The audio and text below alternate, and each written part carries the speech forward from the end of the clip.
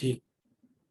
अब देखिए हम जो यहाँ पे क्वेश्चन करने वाले हैं आपके टेस्ट पेपर 1 का सेट्स का क्वेश्चन है, और जितने भी क्वेश्चन हैं हम सारे सॉल्व करेंगे। जिसमें आपको बेटा डाउट आए आप पूछेंगे, ठीक है।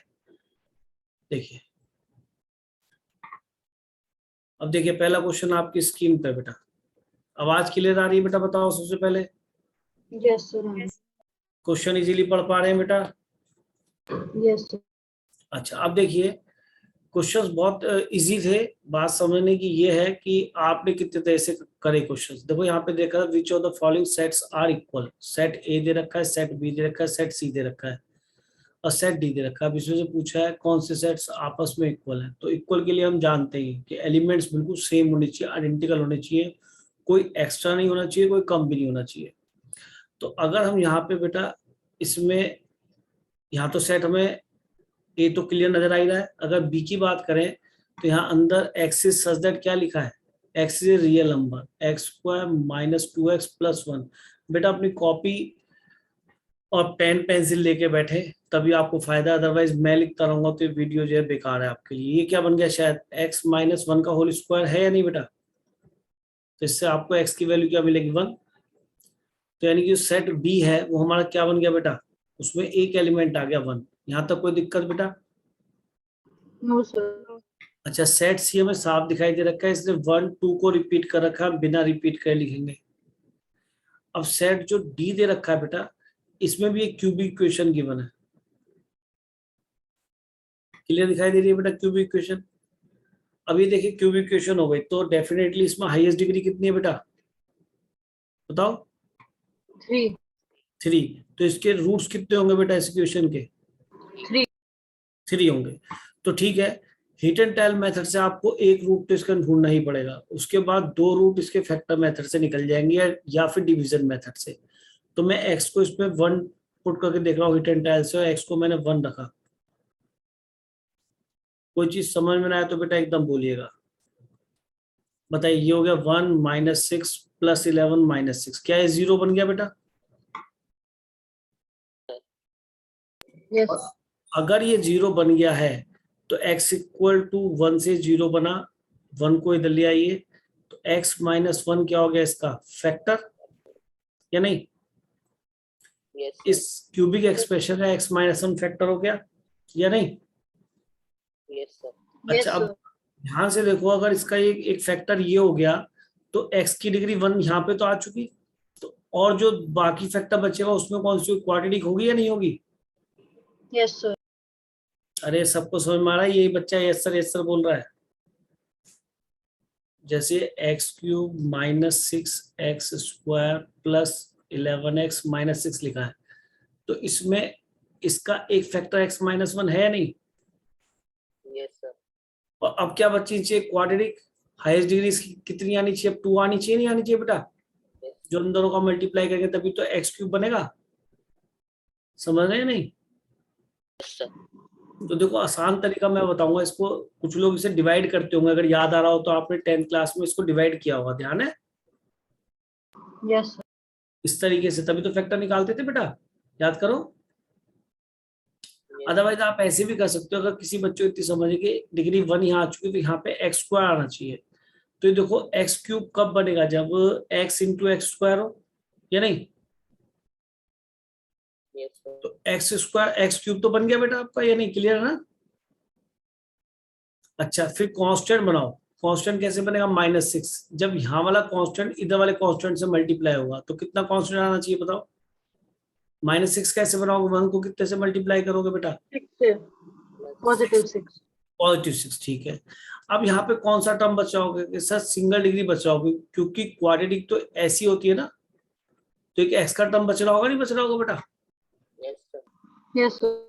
अब सोचो कि आपको कितने एक्स चाहिए, कि सर मुझे तो 11x चाहिए। 11x कैसे बनेंगे कि सर एक ये वाला एक्स इससे मल्टीप्लाई होगा तो कितने एक्स मिल जाएंगे आपको, 6x मिल जाएंगे। 6 अच्छा यहाँ पे कितने एक्स और लाओ जो टोटल 11 बन जाए? 5। हाँ तो 5 कैसे आएगा आपको, कितने से मल्टीप्लाई करोगे 5 बने, बोलो भाई? 6 तो बन चुके, 6x तो 11x बनाने के लिए आपको कितना चाहिए? 5x और चाहिए तो +5x। +5x करोगे तो तुम सोचो ना, ये प्लस 5x गलत बोल रहे हो। अगर आपने 5x से मल्टीप्लाई किया तो आपके एक्स क्यूब बन चुके, यहां से बनेंगे 5x स्क्वायर, और आपको चाहिए -6x स्क्वायर, नहीं चाहिए। तो एक एक्स स्क्वायर तो यहाँ आ चुका, इधर से यहां से अब इसको मल्टीप्लाई करोगे माइनस का एक्स स्क्वायर, तो माइनस के 6x स्क्वायर और चाहिए या नहीं। Yes, sir. बात तो समझो Minus बेटा, 5x. एक एक्स स्क्वायर तो यहाँ आ चुका, और कितने एक्स स्क्वायर चाहिए वो यहाँ से मिलेंगे, इसको मल्टीप्लाई करने पे कितने चाहिए, माइनस के 5x नहीं चाहिए। Yes, sir. Okay. देखो, या फिर एक काम करो, एक बार और समझो इस मेथड को, 2 फैक्टर हो चुके इसमें। अदरवाइज मैं देखो एक बार और एक बताने की कोशिश करता हूँ आपको, सुनना ध्यान से। मैंने क्या किया, तरीका सुन लो बहुत अच्छे से, बहुत छोटा तरीका, डिवीजन से बच जाएंगे आप। करो क्या कि सबसे पहले बनाओ सबसे पहला term, that is x cube. बना लिया, कैसे, यहाँ पे एक्स स्क्वायर रख के, ठीक है, या मैं इसको भी रब कर देता हूँ। देखो जरा, फिर डिवीजन मेथड भी बताऊंगा फैक्टराइजेशन का। देखो अगर फैक्टराइजेशन ही नहीं आएगा तो हम क्यों पढ़ रहे हैं बेमतलब की। ये तो 9th और 10th में सिखाया जाता है, ठीक बोलो है नहीं बेटा। जी सर। आप सबसे पहले क्या करो, सबसे पहली डिग्री एक्स क्यूब बनाओ, तो एक्स को कितने से मल्टीप्लाई करोगे एक्स क्यूब आ जाए, एक्स स्क्वायर। एक्स स्क्वायर से, यहाँ तो एक्स क्यूब बन गया। फिर बनाओ एक्स, ये कांस्टेंट बेटा, कांस्टेंट कैसे बनेगा, एक तो यहाँ वाला कांस्टेंट होगा और एक इस क्वाड्रेटिक एक्सप्रेशन कांस्टेंट आएगा। तो -6 लाना, तो कितने से मल्टीप्लाई करोगे 1 को, के -6 हो जाए, पॉजिटिव 6। यहाँ तक तो दिक्कत ही नहीं कोई। जब एक्स क्यूब बन जाए आपका, ठीक बन गया, एक्स इंटू एक्स स्क्वायर से, ठीक बोल रहा हूँ इससे, और ये 1 इंटू -6 प्लस 6 से मल्टीप्लाई करके -6 भी ठीक बन गया। अब आ जाओ आप एक्स स्क्वायर पे। अब बताओ एक्स स्क्वायर कैसे बनेगा, कि सर एक एक्स स्क्वायर तो यहाँ से मिल गया हमें, जब इसको इससे मल्टीप्लाई करेंगे तो कितने एक्स स्क्वायर मिल गए, माइनस के एक्स स्क्वायर मिल गए। और तुम्हें कितने एक्स स्क्वायर चाहिए बेटा, माइनस के 6, तो माइनस के 5x स्क्वायर चाहिए ना। Yes sir. तो जब ये इससे माइनस का 5x मल्टीप्लाई होगा तो माइनस के 5x स्क्वायर भी आ जाएंगे। देखो इसको इससे मल्टीप्लाई करूंगा तो माइनस के 5x स्क्वायर आ गए, और एक एक्स स्क्वायर यहाँ से आ गया, तो माइनस के 6x स्क्वायर हो गए। आप देखो 11x अपने आप एडजस्ट हो चुका होगा। x कब कब मिलेगा बताओ मुझे, x किसको किससे, इसको इससे मल्टीप्लाई करके मिलेगा, ये कितना मिला बोलो, माइनस प्लस का 6x, तो ये मिल गया। और x कहाँ से मिलेगा बताओ, इसको इससे मल्टीप्लाई करके मिलेगा, तो माइनस माइनस प्लस का 5x और मिल गया, अपने आप 11x नहीं हो गया, बोलिए। Yes, sir. तो कितना आसान मेथड है, तरीका क्या सीखा हमने फाइनली, एक बार और बताओ बताओ बताओ, एक बार और समझाने की कोशिश करूं। सर बस वो जो आपने -6x स्क्वायर वाला करा, एक बार उसको रिपीट कर। मैं आपको समझाता हूँ, देखो बहुत आसान तरीका है, इससे बढ़िया तरीका कोई हो नहीं सकता अगर आपने समझदारी सुना।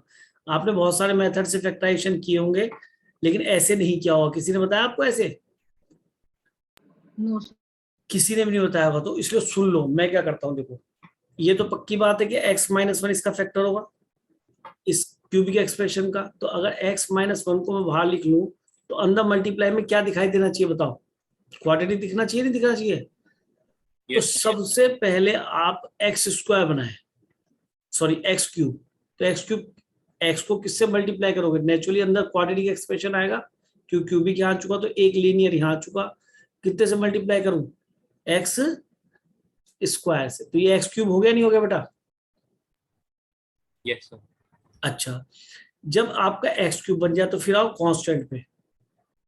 कांस्टेंट कैसे बनेगा, जब ये वाला कांस्टेंट यहाँ वाले कांस्टेंट से मल्टीप्लाई हो, क्वाड्रेटिक में क्या होता है, something x square something x और सम कांस्टेंट, ऐसे तो होता है बेटा। तो यहाँ पे कांस्टेंट भी आने वाला है।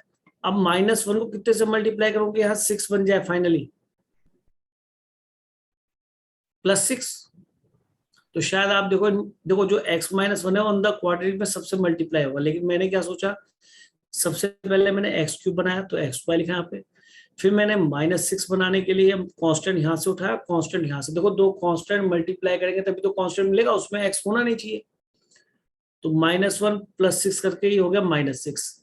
अब तीसरा नंबर लो एक्स स्क्वायर का, तो अब सोचो एक्स स्क्वायर कैसे बना होगा इस मल्टीप्लीकेशन में, कि सर एक तो एक्स स्क्वायर आप ऑलरेडी बना चुके हैं, कैसे, जब ये इससे मल्टीप्लाई होगा। कितना एक्स स्क्वायर बन चुका है ये, बोलो? माइनस का एक्स स्क्वायर ही बन गया एक, और तुम्हें एक्स स्क्वायर कितने चाहिए? माइनस के 6। तो माइनस के 6 कैसे बनेंगे? जब -5 और आए, तो जब ये x किससे मल्टीप्लाई होगा? x वाले टर्म से, तब x स्क्वायर और आएगा। तो -5x से मल्टीप्लाई को, तभी तो माइनस के 5x स्क्वायर और आएंगे। तो दोनों ऐड होकर क्या बन जाएगा? माइनस के 6x स्क्वायर। तो इसकी भी कंप्लीट हो जाएगा। और 11x बेटा अपने आप क्या आएगा? दिखाऊं 11x कैसे आया वो? देखो, जब x वाला कांस्टेंट से मल्टीप्लाई होगा तो कितना बना ये अब चेक कर रहा हूं बस, केवल फैक्टर तो मेरे हो चुके, क्योंकि लीनियर और क्वाड्रेटिक यहाँ दोनों आ चुका। अब देखो मैं केवल चेक कर रहा हूँ क्या मेरे 11x अपने आप कंप्लीट हुए या नहीं। तो मैंने देखा x को जब मैं कांस्टेंट से मल्टीप्लाई करूंगा तो x मिलेगा, दैट इज 6x। और इधर वाले कांस्टेंट से मल्टीप्लाई करूंगा इस वाले x से, तो ये कितना बना? बोलो, माइनस माइनस प्लस का 5x। क्या 11x नहीं आ गया अपने आप ही? अरे भी समझ में नहीं आया क्या बेटा? Yes, sir. इससे आसान तो कोई बता नहीं सकता। फिर भी अगर किसी बच्चे का पेट केवल जो है डिवीजन से भरता है तो उसके लिए डिवीजन हाजिर है। एक्स को कितने से मल्टीप्लाई करो एक्स क्यूब बन जाए? ये एक्स स्क्वायर तो हो गया ये x cube minus x square. देखो लेंदी मेथड है पर चलो आसान है, इससे कर लेते हैं। कट गया, ये कितना बच गया बेटा? माइनस के 5x स्क्वायर। अब कितने एक्स? 11x ऊपर से उतार लो। कितने से मल्टीप्लाई करोगे 5x स्क्वायर या माइनस का? माइनस के 5x से, तो ये हो गया माइनस का 5x स्क्वायर, और ये इससे मल्टीप्लाई होगा प्लस के 5x। यहां तक क्लियर है बेटा? ये प्लस ये माइनस, कितना बच गया? 6x minus 6। अब कितने से मल्टीप्लाई करोगे 6x हो जाए बेटा? ये प्लस के 6 से, गुड बेटा। तो ये हो गया 6x माइनस 6, घटाएंगे तो कट के क्या हो जाएगा? 0। तो यही फैक्टर आया इसके साथ या नहीं आया? बोलो, सेम यही है। Yes, sir. Yes. तो फाइनली मैंने आपको एक फैक्टर करने का मेथड सिखाया, जो कि ऑलमोस्ट तभी समझ पाएंगे जब आप बहुत ज्यादा ध्यान से सुनेंगे। अदरवाइज डिवीजन मेथड तो शायद ही सभी को आता होगा। तो हमारा जो एक्सप्रेशन था इसके फैक्टर बने x-1, और इनटू में क्या बना बेटा? ये वाला। और इसके फैक्टर भी तो हो जाएंगे अभी। क्या बनेंगे इसके factor? x-2 x-3 equal to 0। तो इससे x की वैल्यू में क्या क्या मिली? एक तो 1 मिली, इससे क्या मिलेगी? 2, इससे क्या मिलेगी बेटा? 3। तो यहाँ पे हमारा सेट कौन सा था बेटा? बोलो, इस सेट था हमारा D। तो D में हमें क्या क्या मिल गया? 1 2 1 2 3। तो A तो क्लियर दे ही रखा है, A हमारा 1 2 3। अब बताइए कौन कौन से सेट्स बराबर हो गए? A, C, D. A C और D। शायद ये हमारा आंसर B दे रखा है मैंने आपको। Yes, sir. अब देखिए मैंने आपको कितने आसानी से फैक्टर्स करने सिखाए। ये ईमानदारी से बताओ कितने लोगों को फैक्टर क्लियर हो गए? Sir, clear है. Yes, sir. Clear? Yes, sir. पक्का? चलो तो फिर नेक्स्ट क्वेश्चन ले ले बेटा। Yes, sir. Yes, sir. चलिए नेक्स्ट क्वेश्चन लेते हैं।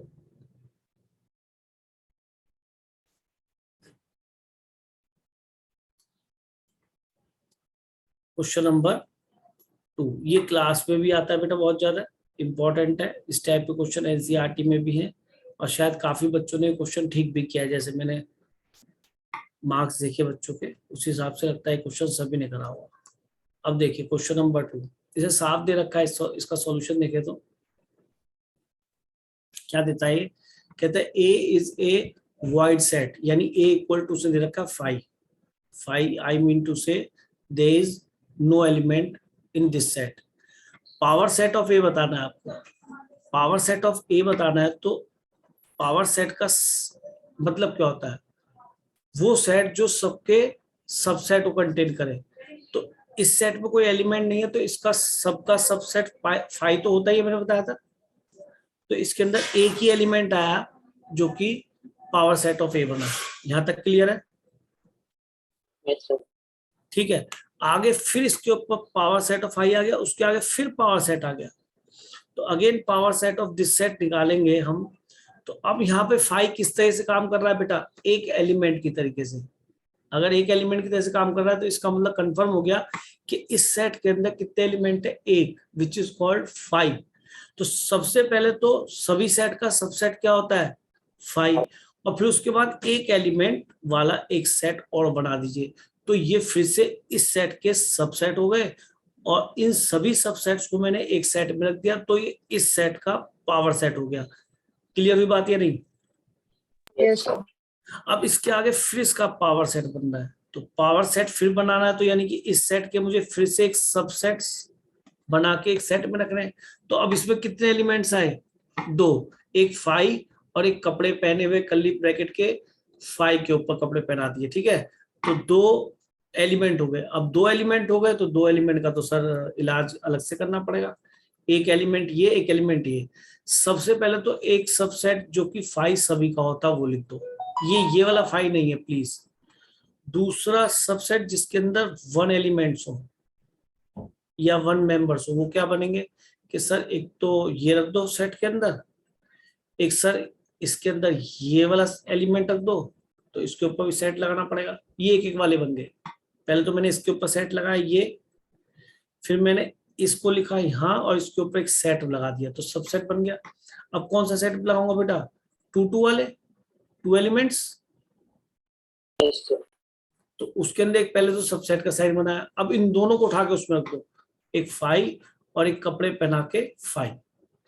तो ये सारे सबसेट बने। एक तो फाई जो कि सभी सेट्स का सबसेट होता है, एक 1 एलिमेंट वाले बने और एक 2 एलिमेंट वाले बने। लो जी, इसके अंदर कितने एलिमेंट्स आ गए? एक फाई, दिस वन, एक ये 2 ये रख रहा हूं बेटा, एक एक वाले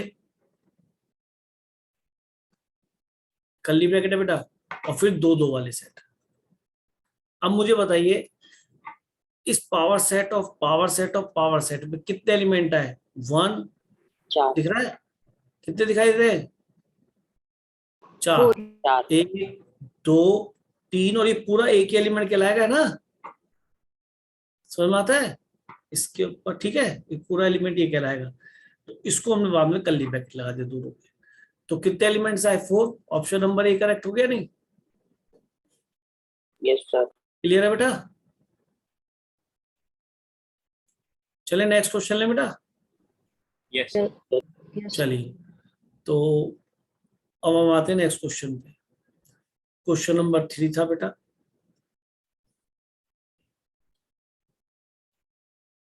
अब तक तो दोनों क्वेश्चन आसानी लगे होंगे आपको। Yes. कोई बात समझ में ना आए एकदम बेटा पूछो, बोल के माइक खोलो और पूछो। अब क्वेश्चन नंबर 3 है ना, अब इसका सॉल्यूशन देखते हैं हम। Z denote the set of all integers, ठीक है, इसमें कोई दिक्कत नहीं। and a square plus 3b square equal 28 where a and b belongs to Z, यानी a और b किसको बिलोंग करते हैं? Z को, ठीक है। और b सेट दे रखा है a is greater than b, और a b दोनों ही Z को बिलोंग करते हैं। तो सबसे पहले तो मैं आपसे जानना चाहूंगा कि जो सेट b है क्या इनफाइनाइट सेट नहीं है? Yes, sir. क्यों? क्योंकि a से बड़ा b इंटीजर, यानी कि एक इंटीजर से बड़ा दूसरा इंटीजर कितने हो सकते हैं सर? इनफाइनाइट। 1 भी बड़ा है 0 से, 1 बड़ा है -1 से भी, तो जितने भी a और b के पेयर बनेंगे वो बहुत सारे होंगे, क्या नहीं भाई? इससे सेट में क्या कहा कि मेरे सेट में पेयर्स हैं। देखो ध्यान सुनने वाली बात है, हम सेट में जनरली कैसे लिखते हैं? 1 2 3, हमारी आदत है। हम कोई सेट ऐसे बनाते हैं ABC, तो बच्चों को क्या है दिमाग में, केवल सेट को ये दिमाग में आता है कि उसके अंदर एक एक एलिमेंट वाला एलिमेंट होता है, लेकिन इसे सेट बनाया ऑर्डर्ड पेयर का। समझ रहे?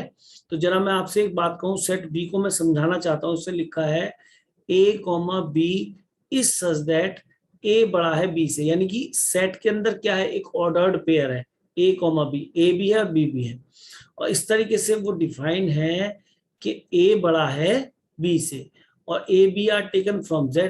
तो आप ये बताइए खुद, अगर मैं इसके अंदर जो सेट्स में एलिमेंट हो जस्ट लाइक ऑर्डर्ड पेयर है, तो मैंने a को मैंने यहाँ रखा 2, तो b की वैल्यू 1 आ गई। और क्या हो सकती है? a को रखा मैं 2, b की वैल्यू 0 भी हो सकती है। भाई कभी तो छोटा रखना ना, ये बात समझ रहे हैं? a को रखा मैं 2, b की वैल्यू क्या -1 भी हो सकती है। लिखूंगा a और b किसको? हमेशा इंटीजर सी। तो बताना 2 के करस्पॉन्डिंग इनफाइनाइटली मैनी आ जाएंगे, नहीं आ जाएंगे ऑर्डर पेयर? Yes, sir. और ये सभी किस में रखे जाएंगे? सेट बी में। तो यार ये बात हो, सेट बिल्डर फॉर्म तो बड़े काम की नहीं है। कितनी जल्दी आपके सारे ऑर्डर पेयर्स ने बता दिए कि इस सेट में कौन रहता है? जानवर नहीं रहते, अल्फाबेट्स नहीं रहते, कौन रहते हैं? Ordered pair. जो किस बात को सेटिस्फाई करते हैं कि एक पहले वाला जो ऑर्डर पेयर है ए, वो बड़ा होगा दूसरे वाले से, और ए और बी कहाँ से लिए जाएंगे बेटा, जेड से। पहले बताओ, अगर बी सेट में बनाने लगा, इसको रोस्टर फॉर्म में लिखने लगा, तो मैं कुछ ही लिख पाऊंगा और मैं थक जाऊंगा, क्योंकि अभी तो 2 के कॉरस्पॉन्डिंग लिखा है, और 2 के कॉरस्पॉन्डिंग भी पूरे लिख पाऊंगा। इनफाइनाइट सेट है नहीं है? Yes. क्लियर हुआ? पहले तो बताओ कि सेट बी समझ में आया, क्या क्या मतलब है सेट बी का? Yes sir. आ गया। सेट बी में जो एलिमेंट है वो कौन काम कर रहा है? ऑर्डर्ड पेयर काम कर रहा है। सर किस ऑर्डर तरह? क्या होता है? हाँ बोलो बोलो बोलो। सर ऑर्डर्ड पेयर का मतलब क्या होता है? अरे यार, 2 जने भाई। ऑर्डर्ड का मतलब है कि जो डेफिनेशन दे रखी है उसको भी सेटिस्फाई करें, पहले वाला दूसरे वाले से बड़ा हो। समझ में आ गया? ऑर्डर का मतलब ऑर्डर थोड़ा दे रहा है। ऑर्डर का मतलब उसका जैसा हमें ए और बी में संबंध है, उस संबंध को सेटिस्फाई करके, उस रिलेशन को सेटिस्फाई करके वो ऑर्डर्ड पेयर बने। तो सेट के अंदर कौन कंटेन है बेटा? Ordered pair. ये पूरा का पूरा एक एलिमेंट है, ये पूरा का पूरा एक एलिमेंट है, ये पूरा पूरा एक एलिमेंट है। अब समझ में आया? यस सर, आगे सर। देखो, शर्माने वाली कोई बात नहीं है। सेट्स को लिखने के तरीके होते हैं, आप अपनी बात को पूछें। समझ में आया ना? ये नहीं कि लल्लू की तरह बैठे रहे, उसका कोई फायदा नहीं है। ये बताओ, यहाँ तक क्लियर हुआ नहीं? ऑर्डर पे का मतलब समझ में आ गया अच्छी तरीके से? Yes sir. आगे सर। तो यानी कि सेट बी में एलिमेंट्स किस तरीके के दिखाई दे रहे हैं बेटा, बताओ? ऑर्डर पेयर के। और वो किस रिलेशन को फॉलो कर रहे हैं, किस संबंध को, किस डेफिनेशन को, किस मेथड को, किस रूल को फॉलो कर रहे हैं? A is bigger than B. Ordered pair का पहला एलिमेंट दूसरे वाले एलिमेंट से बड़ा होगा, ऐसे ऑर्डर्ड पेयर। जबकि ए और बी कहां से लिए जाएंगे बेटा? Z से. Sir integers. जेड से। अब तो मेरे ख्याल में समझ में आया होगा कि सेट ए में कौन है, ऑर्डर्ड पेयर है। I think clear. Yes sir. और ये इनफाइनाइट सेट होगा या नहीं? Yes Yes. इनफाइनाइट सेट होगा। तो जो बच्चे बाद में ज्वाइन कर रहे हैं वो इस बात को समझ कैसे पाएंगे, मैं समझ नहीं रहा। अच्छा, सेट ए की बात करें। सेट ए में क्या रूल दिखाई दे रहा है? कोई बच्चा बताएगा किस रूल से ये सेट डिफाइन है? कौन बच्चा बताएगा? बोलो। A square plus 3B square 28 के इक्वल है. नहीं, शू भी नहीं बताएगी। और कोई बच्चा बताएगा? फागुन तुम बताओ। सर, मुझसे ये क्वेश्चन हो नहीं पाया था। हाँ, नहीं समझ में आया था? नहीं सर। अच्छा, सर, ये एक- बता के अब सेट बी समझ में आ गया तेरे को या नहीं? क्या कह रहा सेट बी? हाँ यस सर, आगे सर। अच्छा, तो अब एक चीज बता, अगर इसके अंदर फागुन स्टेटमेंट ये है, इसके अंदर मेथड या रूल क्या है कि ए बी से बड़ा होता है, किसमें? सेट बी में। तो सेट ए में तेरे को क्या नजर आ रहा है कि sir set A contain A comma B. ज्यादातर हम सेट ए में कैसे लिखते थे? X is such that x plus 1 is 0, x belongs to integer. तो आप क्या बताए थे? ए की वैल्यू क्या आएगी बोलो? -1 आ जाएगी। बस एक ही एलिमेंट है। अब यहाँ पे ए सेट में क्या लिख रखा है? A B such that. समझ रहे हैं? तो ए सेट ए में कौन रहते हैं फिर बताओ? पेयर रहता है एलिमेंट्स का, ए बी। और वो किस रिलेशन को फॉलो करता है कि ए स्क्वायर प्लस 3b स्क्वायर हमेशा 28 रहेगा, जबकि A comma B are taken from Z. आया समझ में नहीं? यस तो अब मैंने कहा यार मुझे ए और बी को जेड रखना है, तो मुझे कैसे निकालूं ये ऑर्डर पेयर? तो फिर मैंने कहा यार ये बात तो इस मेथड से पूछो ना, इस रूल से पूछो, रूल बताएगा ऑर्डर पेयर क्या मिलेंगे। तो मैंने थोड़ी चालाकी करी मैंने इसमें से बी स्क्वायर की वैल्यू निकाली, 28 माइनस इस ए स्क्वायर को उधर ले जाऊं, अपॉन 3 आ जाएगा नहीं बेटा? Yes sir. अब सोचो कि मैंने ए को उठा के रखना चालू करा और मैं ऑर्डर पेयर निकालना चालू करता हूं। मैंने ए को लिया 1, ए को 1 लूंगा तो 28 माइनस 1 का स्क्वायर 27 मिल जाएगा। तो 27 पूरा 3 से कट जाएगा, 9 आ जाएगा नहीं? बताओ। Yes sir. अगर मैं ए को 2 लेता हूं तो मेरी बात नहीं बनेगी। जरा ध्यान से देखो, 2 लिया तो ये बन गया, ए को 2 रखने पे 4 बन जाएगा, 4/3 तो ये 24 बनेगा। और ये तो मेरी बात फिर बन गई भाई, 8 के 24 होता है। बी की वैल्यू भी तो इंटीजर आनी चाहिए ना। यहाँ से बी स्क्वायर मेरा 9 आया। जब बात को समझना ध्यान से, ये तो तुम्हारा खत्म हो चुका, ये तो मैंने समझा दिया आपको सेट बी का मतलब क्या है, तो इसको तो इरेज कर देते हैं। और जरा यहाँ आते हैं, मेरी बात देखो यहाँ से बन गई, इंप्लाइज करूं, यहाँ से बी स्क्वायर कितना मिल गया मुझे बोलो 9, तो इंप्लाइज बी कितना मिल गया मुझे +-3 नहीं मिल गया, +3 तो बी तो इंटीजर है, बी +b3 और -b3। फिर दिमाग में आएगा यार तूने +1 लिखा केवल, यार यहाँ तो -1 लिखता तो भी चल जाता काम या नहीं, तो मैंने a की वैल्यू क्या क्या लिखता हूँ +1 और -1, क्योंकि +1 -1 जो भी लूं उसका स्क्वायर तो 1 ही मिलेगा, और 27 - 1 क्या बनेगा, ओ सॉरी 28 - 1 क्या बनेगा 27/3 ही तो ये 3 से पूरा पूरा कट के 9 भी मिल जाएगा, और 9 का परफेक्ट स्क्वायर तो b की वैल्यू भी इंटीजर आ जाएगी। ये बात समझ में आई नहीं आई? लेकिन जब मैं a को 2 लेता हूं तो मामला गड़बड़ है, क्योंकि अगर मैंने यहाँ a को 2 रखा तो 2 का स्क्वायर कितना हो गया 4, और 28 - 4/3 24/3 तो 8 आ गया। लेकिन ये तो किसकी वैल्यू आई b स्क्वायर की, तो b की वैल्यू कितनी आ जाएगी 2√2 +-2√2। तो भैया वो तो डिजायरेबल नहीं है, उससे साफ कहा है a और b कैसे होने चाहिए इंटीजर। तो सर ये तो हमने एजम्पशन, हमें बी ए को ये नहीं लेना चाहिए, फिर ए को क्या लेके देखो, अब तुम अपने अकल से बताओ ए को क्या लेना चाहिए मुझे। 3 से सोचो, 3 से 9 9 जाएगा 28 पे, तो कितना बचेगा 3 से नहीं कटेगा मेरे ख्याल में, 9 जाएगा तो 19/3 तो कटेगा ही नहीं, सर 4 लिया तो 16, 24 28 में 16 गया तो कितना बचेगा 12, 12/3 4, तो रख के देखे बेटा क्या रख के कहा था अभी आपने 4, तो बी की मैंने ए की वैल्यू मैंने यहाँ 4 ले ली, यहाँ पे मैंने ए की जगह 4 रखा, तो 4 का स्क्वायर बटे 3, ये भी ध्यान रखना चाहिए 3 से कटे, तो 28 - 16 कितना हो गया बेटा बोलो 12/3 कितना आ गया 4, तो सही तो बढ़िया हो गया, इम्प्लाइज बी स्क्वायर कितना मिल गया हमें 4, बी की वैल्यू क्या आ गई +-2। अच्छा एक चीज बताओ, 4 की जगह +-4 भी ले लेते वो भी चलता, क्योंकि -4 का होल स्क्वायर भी क्या बनेगा 16 बनेगा, 28 - 16 फिर 12 आएगा, यानी कि इससे भी मुझे ए और बी के सॉल्यूशन मिल जाएंगे।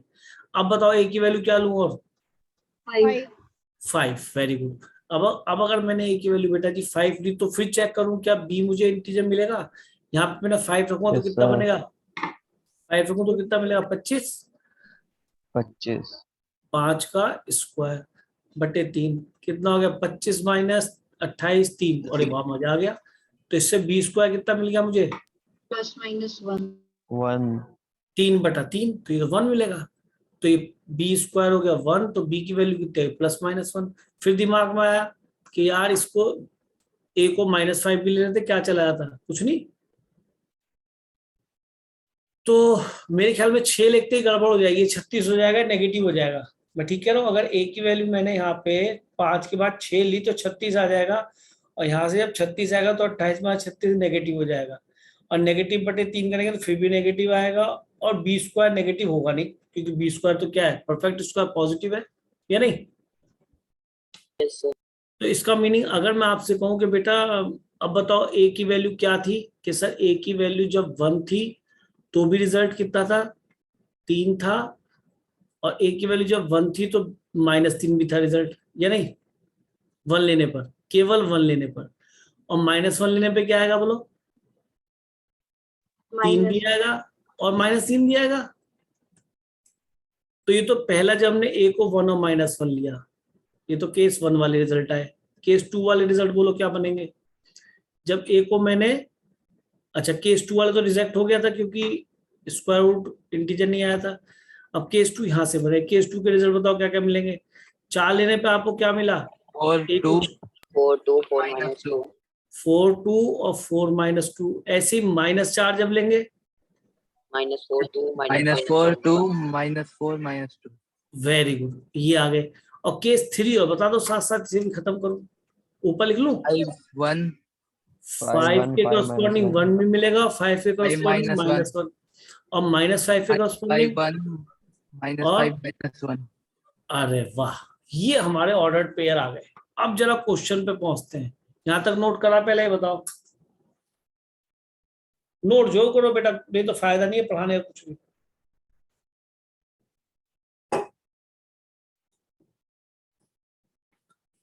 पढ़ाने का फिर फायदा नहीं है, पढ़ाने का फायदा तभी है जब तुम इसे नोट करो, लिखो, क्वेश्चन समझो। सॉल्यूशन तो भेज ही चुका आपके पास, लेकिन मैं इसे आपको लाइव क्लास में समझाने की भी कोशिश कर रहा हूँ ताकि केवल सॉल्यूशन देख के आप बोर होकर ना बैठ जाएं।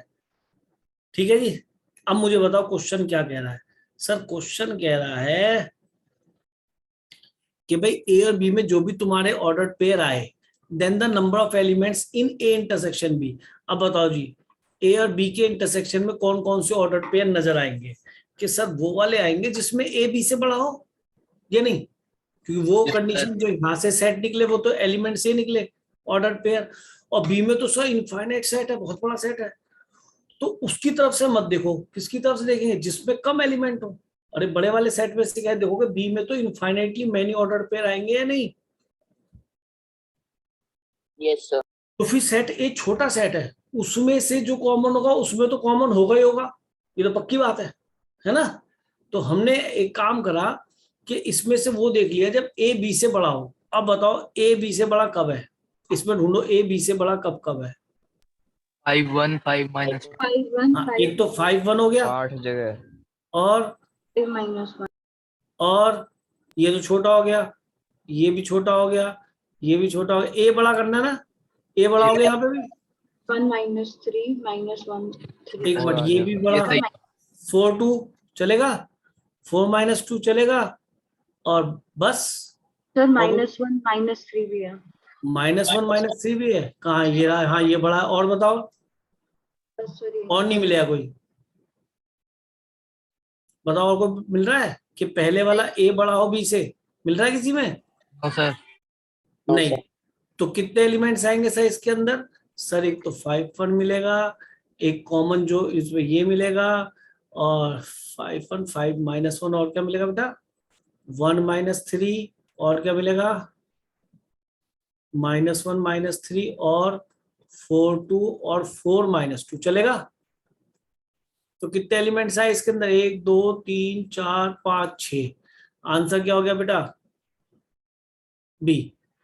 अब ये बताओ ईमानदारी से, कितने बच्चों ने क्वेश्चन किया था? मैंने किया था क्या नाम तुम्हारा? सर, नैतिक। बहुत बढ़िया बेटा, वेरी गुड। सही हुआ था आपका? नहीं सर, मैंने इनको ऑर्डर्ड पेयर की बजाय सिंगल एलिमेंट से में लिखा था तो गलत हो गया। चलो अब तो समझ में आ गया बेटा, क्लियरिटी आ गई। नोट कर लिया? Yes sir. नोट कर लिया तो नेक्स्ट क्वेश्चन लो बेटा। चलिए, यस सर। तो यहाँ आपके कितने क्वेश्चन हो गए भाई? 1 2 और 3। अब देखिए, ये जो क्वेश्चन नंबर 4 है, ये बहुत ही इंपॉर्टेंट क्वेश्चन है। मैंने तुम्हें 2 3 क्वेश्चन तो काफी अच्छे रखे थे, और कुछ थोड़े इजी भी रखे थे, ताकि बच्चे में ये सेंस डेवलप हो सके कि क्या मैं आसान क्वेश्चन उठा के पेपर अच्छा सॉल्व कर सकता हूँ। पर आपने, कुछ बच्चों ने जो गड़बड़ कर दी, वो टफ क्वेश्चन की तरफ ही झुके रहे, जिसकी वजह से उनके साथ गड़बड़ हुई। अब देखो भाई, इस क्वेश्चन में क्या दे रखा है? सेट ए में 1 से लेके 70 तक सारे ऑड नंबर्स है, एग्री? सेट बी में 2 से लेके 18 तक सारे इवन नंबर्स हैं, agree? And capital N set of natural number is a universal set. शायद इस बारे में आपके सामने से बात हो चुकी थी मेरी। अब कह रहा है then this is equal to. तो ये बहुत अच्छा क्वेश्चन था, क्लास में आता है, एनसीईआरटी एग्जाम्पलर में भी है, बहुत इंपॉर्टेंट क्वेश्चन है। तो ये कहता है ए डैश, यानी कि कॉम्प्लीमेंट है ना, नॉट ए, और ये है A union B intersection B dash. ठीक है, क्लियर? अच्छा अब ये बताओ, इसको मत देखो, केवल इसको देखो। तो मैंने आपको डिस्ट्रीब्यूटिव लॉ बताया था, 2 + 3 × 4, याद आ रहा है? तो अगर आप पीछे से मल्टीप्लाई करेंगे तो क्या बनेगा बोलो? पहले किसे लिखोगे? 2 × 4 को, और फिर किसको लिखोगे? बीच में ये वाला साइन आ जाएगा बीच का, फिर क्या आएगा? 3 × 4। ये समझ में आता है नहीं आता? That is called distributive law. और हमेशा तब लगता है जब 2 डिफरेंट ऑपरेशन हो। एक ऑपरेशन यहाँ पे प्रोडक्ट, और यहाँ पे एक ऑपरेशन क्या है बेटा? एडिशन। आया समझ में? नहीं। और यहाँ पे दो ऑपरेशन कौन कौन से लगे, एक तो इंटरसेक्शन और एक क्या लगा हुआ है, यूनियन। तो कौन सा लाएंगे हम यहाँ पे, डिस्ट्रीब्यूटिव। तो हम अगर केवल इसकी बात करें और इसको सेम रहने दें ए डैश को, तो बताओ भाई कौन बताएगा मुझे जल्दी से, स्पीड से? ए क्या लिखूं इसे? Intersection B complement. A intersection B complement, bracket में, एक ब्रैकेट में, ठीक है। फिर बीच में बीच वाला साइन आएगा, यस क्या? सर। यूनियन। फिर क्या Union. आएगा, B intersection B, B complement. Bracket बंद, और एक इस ब्रैकेट का ये ब्रैकेट बंद। आया समझ में? नहीं। Yes sir. अब एक बात बताओ, अगर एक वेन डायग्राम की तरफ देखें तो ये अगर सेट बी है तो इसके बाहर वाला क्या होगा, नॉट बी। नॉट बी का मतलब B, B complement. Very good. तो अगर ये बी कॉम्प्लीमेंट है और अगर ये बी है, अगर इन दोनों का मैं इंटरसेक्शन लूं तो क्या इन दोनों में कॉमन क्या होगा, 5। वेरी गुड बेटा, 5। गुड, ये हुई कुछ बात। अब मजा सा आया। A intersection B dash union 5। 5 लिख दूं, कोई दिक्कत तो नहीं? अगर मैं किसी भी सेट एक्स का यूनियन लू 5 के साथ, तो 5 में तो कोई एलिमेंट है ही नहीं, तो जो एलिमेंट एक्स में होंगे वही आ जाएंगे या नहीं? Yes sir. तो ये एक्सप्लेनेशन आपको साथ में ब्रैकेट में लिखते हैं ना, ताकि टीचर कंफ्यूज ना हो। अगला स्टेप क्या बन गया बताओ? ये पूरा का पूरा एक सेट है, ये यूनियन 5 लिखा है, तो 5 का और ए इंटरसेक्शन बी डैश के सारे एलिमेंट्स को कंबाइन करके लिखना होता है यूनियन का मीनिंग, और 5 में तो कोई एलिमेंट नहीं है, तो फाइनली यहाँ पे क्या मिल गया, ए इंटरसेक्शन बी डैश। अच्छा, यहाँ पे आपको लिखना पड़ेगा बाय डिस्ट्रीब्यूटिव लॉ करा हमने, इसलिए मैंने आपको डिस्ट्रीब्यूटिव लॉ पहले ही पढ़ा दिया था, ठीक है। अच्छा, अब ये बताओ कि सर यहाँ पे आपको एसोसिएटिव नजर आ रहा है या डिस्ट्रीब्यूटिव? फिर से डिस्ट्रीब्यूटिव। क्यों डिस्ट्रीब्यूटिव नजर आ रहा है बेटा? दो केस बन रहे, एक यूनियन वाला एक इंटरसेक्शन। दोनों से दो केस नहीं बोलते, इनको बोलते दो ऑपरेशन बन रहे, जस्ट लाइक 2 into 3 + 4। आप में लिखने का तरीका देख रहे हैं, जब इससे पहले लिखा तो 2 + 3 into 4, क्योंकि एक बाहर की तरफ था, ये सिंगल दिखाई दे रहा है, और यहाँ पे सिंगल की तरह इधर की तरफ है लेफ्ट में, तो लेफ्ट में मैंने 2 को लिखा है। सुनाई दे गया? Yes yes sir. क्या लिखूं इसकी वैल्यू? पहले A 2 dash plus Complement B plus union. आई, A dash union A dash union. अब 2 into intersection 2। A dash union B dash। हाँ, पहले इसको इससे यूनियन करो, तो ए डैश यूनियन ए, फिर इंटरसेक्शन, फिर क्या लिखूं, ए dash A dash union B A dash dash। union B dash. Union B dash. Very good. अच्छा, अब ये बताओ, अगर मैं ए और ए डैश का यूनियन लूं, यानी कि कहीं पे सेट कोई ए लिखा है और बाहर भाई। वाला पोर्शन सारा ए डैश है, नहीं, यूनियन लेना है, यानी इसको, ए डैश को और ए को, इन दोनों कंबाइन करोगे तो पूरा पूरा यूनिवर्सल सेट दिया जाएगा। Yes sir. यूनियन लोगे तो यानी कि ए के भी एलिमेंट लोगे और ए डैश के भी एलिमेंट लोगे। जहां पर ए नहीं है वहां पे पूरा पूरा क्या, ए डैश। ए डैश का मीनिंग यही है, नॉट ए, ठीक है। तो पूरा का पूरा जब ए डैश, सॉरी, ए और ए डैश को कंबाइन करेंगे तो क्या मिलेगा आपको, पूरा यूनिवर्सल सेट। यूनिवर्सल। अच्छा, यहाँ पे यूनिवर्सल सेट क्या है हमारा, n is a set of universal, यानी पूरी यूनिवर्सल में कौन है, n है, तो n लिख दिया, N natural number. Natural number. अच्छा, यहाँ लिखा है ए डैश यूनियन बी डैश, ठीक। अच्छा, नेचुरल नंबर तो सबसे बड़ा ही होगा, ये तो पक्की बात है, नहीं? अरे जब क्वेश्चन Yes, में sir. आपको ए जो भी दे रखा है, एन तो इसका यूनिवर्सल है ना, तो इस वाले डिस्कशन में या इस वाली सिचुएशन में एन से बड़ा तो कुछ हो नहीं सकता, ये तो पक्की बात है। यूनिवर्सल सेट यूनिक होता है किसी एक पर्टिकुलर क्वेश्चन के लिए, पढ़ाया था आपको। तो अब ये कोई भी सेट हो, अगर मैंने इसका इसके साथ इंटरसेक्शन लिया तो मुझे इनका इंटरसेक्शन में वो सेट बचता है जो उनमें छोटा होता है, तो कौन सा वैल्यू आएगी इसकी, ए डैश यूनियन बी डैश। अब याद करो, डी मॉर्गन्स लॉ मैंने आपको पढ़ाया था, डी मॉर्गन्स लॉ पढ़ाया था, याद है कुछ या नहीं? Yes sir. आप कहोगे सर ने सारी चीज दे दी क्वेश्चन में, डिस्ट्रीब्यूटिव भी लग गया, कॉम्प्लीमेंट भी लग गया, यूनिवर्सल भी लग गया, डिमॉर्गन्स आने वाला। डिमॉर्गन्स में मैंने आपको 2 केसेस बताए थे अगर याद हो तो। एक तो बताया था ए यूनियन बी का होल डैश लिखा हो तो हम क्या करते हैं, इस डैश को दोनों पे, ए और बी पे दोनों पे ले जाते हैं, तो ए डैश भी हो गया, बी डैश भी, बस इसकी दुनिया को पलट देते हैं। अगर ये यूनियन तो क्या बनाया, इंटरसेक्शन।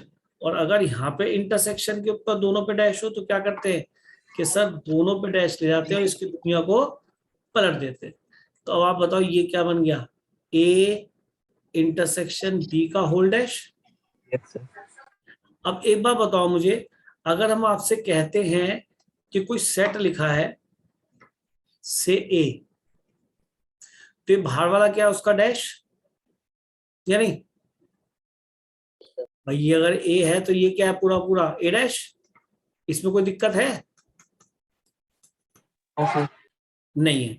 अच्छा अब ये बताइए, अगर मैं यहाँ पे किसी का डैश बताना चाहता हूँ किस सेट का, तो मुझे बताओ सबसे पहले ए इंटरसेक्शन बी क्या बनेगा। ऊपर देखें, ए इंटरसेक्शन बी क्या है बताना, ए और बी में इंटरसेक्शन क्या है? 5. 5. 5। फाइव तो अगर मैं इसे 5 लिख दूं तो 5 का डैश आप क्या समझते हैं? Universal set. Universal set. Universal, very good. क्योंकि देखो ये पूरा पूरा यूनिवर्सल, और मैं कह रहा हूँ 5 यहाँ पे कोई भी एलिमेंट नहीं है तो उसका डैश हमेशा याद रखना, 5 का डैश। अगर कोई भी एलिमेंट नहीं है उसका हम नॉट लें तो पूरा पूरा क्या बनेगा, हमेशा यूनिवर्सल। तो ये यूनियन नहीं है, क्या है ये, यूनिवर्सल। और यूनिवर्सल यहाँ पे क्या था हमारा इस क्वेश्चन सिचुएशन में, N. Natural number N. Natural number है। वाह, तुम्हें तो पता है यार, समझ में आ रहा है। इस तरीके से आपका आंसर क्या हो गया, बी। अब ईमानदारी से बताओ कितने बच्चों ने टेस्ट में वाला क्वेश्चन किया था? सर मैंने मैंने करा था। मैंने किया था। आंसर तुम्हारा ठीक आया? N चेक ही आया करिए। था. यस Yes, सर सही था। क्या ऐसे ही किया था आपने सबने? दूसरे तरीके सर से मैंने करा. वैल्यू पुट करके करा था। चलो वो भी अच्छा है, लेकिन यहाँ पे आपको मेरा मेथोडोलॉजी समझ में आ गई?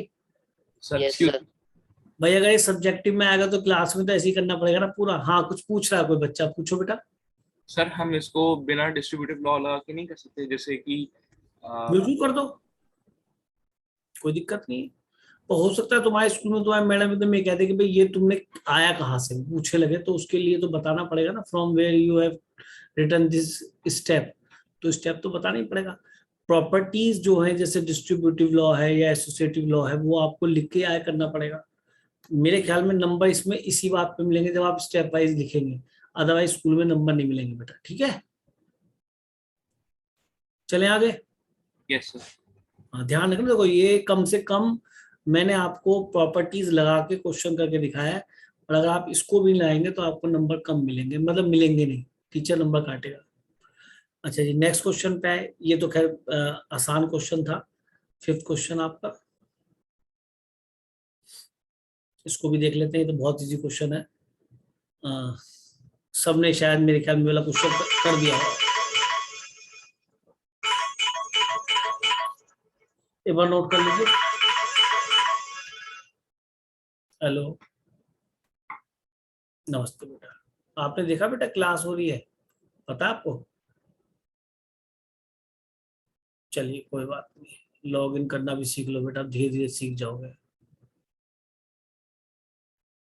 कोई बात नहीं। वीडियो बन जाएगी उसको देख लेना, ठीक है।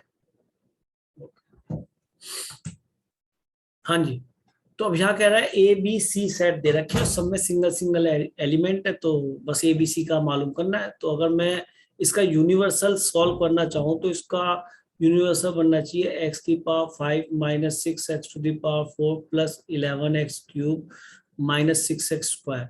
यानी कि इस वाले रूल से या इस मेथड से ये सेट बन रहा है, तो इससे जो x की वैल्यूज आएंगी वो इस यूनिवर्सल सेट में होंगी। तो मैंने x स्क्वायर कॉमन लिया, यहाँ मिल गया x cube minus 6x square plus 11x minus 6, ठीक है। और शायद अभी इससे पिछले क्वेश्चन मैंने इसके फैक्टर किए थे, जो पहला क्वेश्चन था, याद है क्या फैक्टर आए थे? x minus 1, x minus 2, x minus 3, याद आ रहा है? तो from that x equal to 0, इससे मिलेगा x इक्वल टू 1, इससे मिलेगा x इक्वल टू 2 और इससे मिलेगा x इक्वल टू 3। तो universal set is obtained to us, that is 0, 1, 2 and 3। Clear हुआ यूनिवर्सल सेट? Yes. और सेट ए के फैक्टर भी आपने इससे पिछले क्वेश्चन में किए थे, क्या बनेंगे, एक्स की वैल्यू क्या आएगी 2 और 3, 3 और बी सेट की क्या वैल्यू आएगी 1 और 2। ये बड़ी चीज नहीं कर लेना फैक्टर। अब तुमसे पूछता है वो ए इंटरसेक्शन बी का कॉम्प्लीमेंट, तो ए इंटरसेक्शन बी निकाल लो। ए इंटरसेक्शन बी में कॉमन क्या है, केवल 2।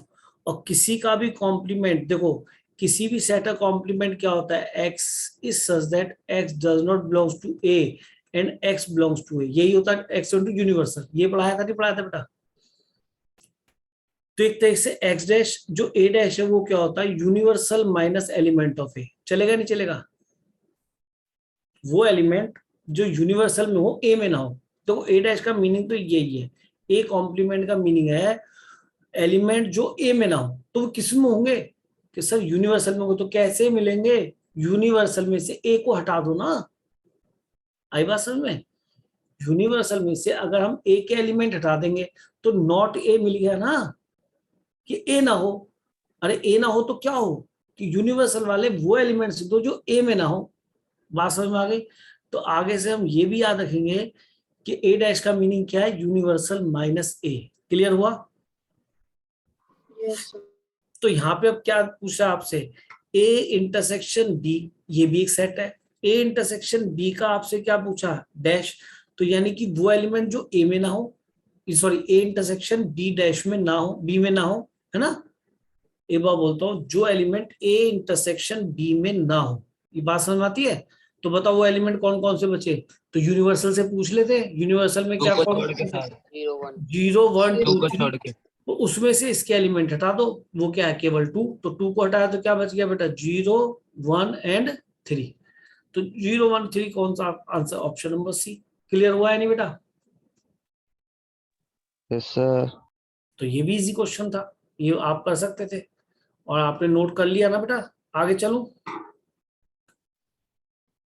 Question number 6। देखो ये एक्सप्लेन करने में टाइम लग रहा है, अगर आपको आता है ना तो आप जो है इन क्वेश्चंस को केवल आधे घंटे में कर सकते हो सारे,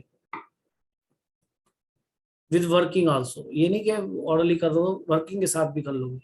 अब बताइए, कहता है कि 1 2 3 एक सेट है, then the number of elements of power set of A. अब बताइए, एक सेट ए है तो इसके सबसेट में कितने एलिमेंट आएंगे बताओ, नंबर ऑफ 2 की power n elements in subset. यार ये ऐसे बोल, नंबर ऑफ सबसेट्स ही बोल तो बहुत है, क्यों भाई? यस सर चलेगा? Yes sir. Number of subset, number of subsets कितने बनेंगे, 2 की पावर n कितना, N 3, कितना बन गया 8। 3 कौन 8। कौन कौन से बनेंगे समझ गए होगा आप? तो इसके power Yes, set sir. Of power A में निकाल। जो इसके पावर सेट में एलिमेंट्स बनेंगे वो बनेंगे 8, नंबर ऑफ एलिमेंट्स। अब इसके भी 8, अगर एक सेट में 8 एलिमेंट हो तो उसके पावर सेट में कितने एलिमेंट बनेंगे, 2 की पावर पावर 8 2 की पावर 8।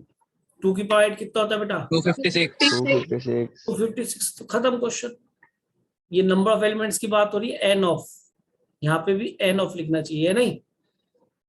अरे नंबर ऑफ एलिमेंट्स ना, यस सर तो 256 का आंसर आ गया।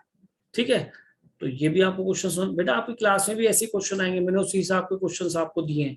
चलूं आगे, यहाँ तक क्लियर बेटा? कोई डाउट हो तो पूछ लो। ये भी खत्म। अगले क्वेश्चन क्या है, 7th। देखो मैं कोई जल्दी नहीं भगा रहा, मैं खूब आराम से करा रहा हूँ ताकि आपकी एक्सप्लेनेशन आए। और दूसरा, आप अपने डाउट को पूछें। क्लास केवल इसी वजह से की गई है, केवल पेपर सॉल्व तो मैंने आपको पीडीएफ फॉर्म में दे ही दिया। कहानी है कि आपको क्वेश्चंस क्लियर हो जाए, टेस्ट केवल टेस्ट की तरह रह जाए, टेस्ट का कोई मीनिंग होना चाहिए। देखो बेटा यह कहता है A and B are any 2 sets, कोई 2 सेट है, ठीक है। Then A union A intersection B is equal to. अब ये बताओ, मैंने आपको वेन डायग्राम की तरफ अगर झांके हम तरीके से, तो ए इंटरसेक्शन बी कहाँ नजर आता है, जो शायद दोनों यहाँ कॉमन कौन वाला क्वेश्चन है ना। अब ए इंटरसेक्शन बी का अगर मैं ए के साथ यूनियन लूं तो ए कितना बनेगा कि A. सर ए ये वाला बनेगा। और अगर इन दोनों को मैं कंबाइन करूं, दोनों के एलिमेंट्स लिखूं, तो सारे एलिमेंट्स किसके आ जाएंगे, वो ए ऑटोमेटिकली A के आ जाएंगे ए के आ जाएंगे। लेकिन अगर मैं इसमें पूछता ए इंटरसेक्शन बी, तो क्या बनता वो, इन दोनों में कॉमन पूछता तो ए इंटरसेक्शन बी ही आता, इन दोनों में कॉमन तो ये आता है Yes, इंटरसेक्शन बी, sir. तो ये वाला पोर्शन है। तो इसका ऑप्शन नंबर ए करेक्ट हो गया। ये बहुत सीधा और आसान क्वेश्चन था। ये वो क्वेश्चन रखे गए थे आपके लिए ताकि आप अच्छे नंबर ला सके। ऐसा नहीं था कि सारा पेपर टफ बना के दे दिया मैंने आपको, जो पढ़ाया उसी के ऊपर टेस्ट। बोलो बोलो। तो 7th में जो थर्ड और फोर्थ ऑप्शन है, ए की पावर सी और बी की पावर सी, उनका क्या मतलब? कॉम्प्लीमेंट मेरे बच्चे, पावर बताया था, ए डैश होता है, भूल गए? सर मतलब ए डैश इज इक्वल टू ए का पावर हाँ सी। हाँ हाँ हाँ हाँ, ए डैश भी बोलते हैं उसको, ए कॉम्प्लीमेंट भी बोलते हैं, ए कॉम्प्लीमेंट और ए बार भी बोलते हैं, याद रखना, ठीक है? बी बार भी बोलते हैं, पढ़ाया था आपको। चले आगे आ जाओ। अब ध्यान से देखना, ये अच्छा क्वेश्चन है और इजी भी है। अगर मैं आपसे कहता हूं कि मैं एक वेन डायग्राम डेवलप करता हूं, देखो बेटा, उससे बहुत जल्दी क्वेश्चन फिनिश हो जाएगा। ये यहाँ पे हमने क्या करा,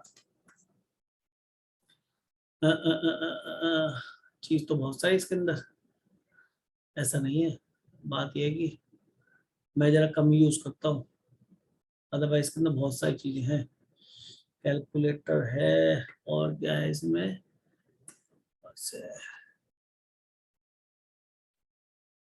देखो इसके अंदर पता है क्या है, कंपास भी है। अगर मैं यहाँ पे सर्कल बनाना चाहूंगा तो वो भी बन जाता है बिल्कुल ऐसा कैसे।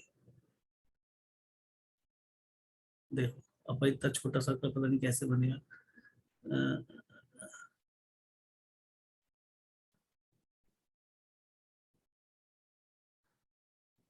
ऐसे बन जाता है सर्कल का सब पर। चलो मैं टाइम वेस्ट नहीं करना चाहता, अब केवल ऐसे ही बनाया था, रफली है, बना दूं ना। 2 सर्कल मैंने Yes, ऐसे ड्रॉ sir. कर लिए। हाँ, टाइम वेस्ट करने से क्या फायदा, ये सब नाटक चलते रहेंगे। अब ए बी और सी 3 सेट है। अच्छा सी भी दे रखा है, दोस्तों सी गलत लिखा हुआ नेसेसरी परेशान करने के लिए, सी आर और एम टी। तो ए और बी के बारे में क्वेश्चन, तो ए और बी लिख लेते हैं, लिख सकता है वो भी ध्यान में। अब ये लिखा है ए माइनस बी, बताओ भाई ए माइनस बी का मतलब क्या है? अगर इसका हम वेन डायग्राम ड्रॉ करें तो वो एलिमेंट जो ए में हो मगर बी में ना हो, अगर ये ए है ये बी है, तो ये वाला पोर्शन क्या कहलाएगा बताओ? ए माइनस बी। ए माइनस बी है नहीं है, ये वाला पोर्शन क्या है बताओ? बी माइनस ए। बी माइनस ए नहीं है, वो एलिमेंट जो बी में हो मगर किस में ना हो, ए में ना हो, तो वो एलिमेंट यही बचेंगे। तो अब आपसे पूछो इससे इन दोनों कंबाइन करो, यानी कि हमें ये वाले जो शेड करा, ये वाला शेड करा, इनको कंबाइन करना है। तो एक बात बताओ, ये जो पूरा होता है यहां से लेके यहां तक, इसको क्या बोलते हैं हम?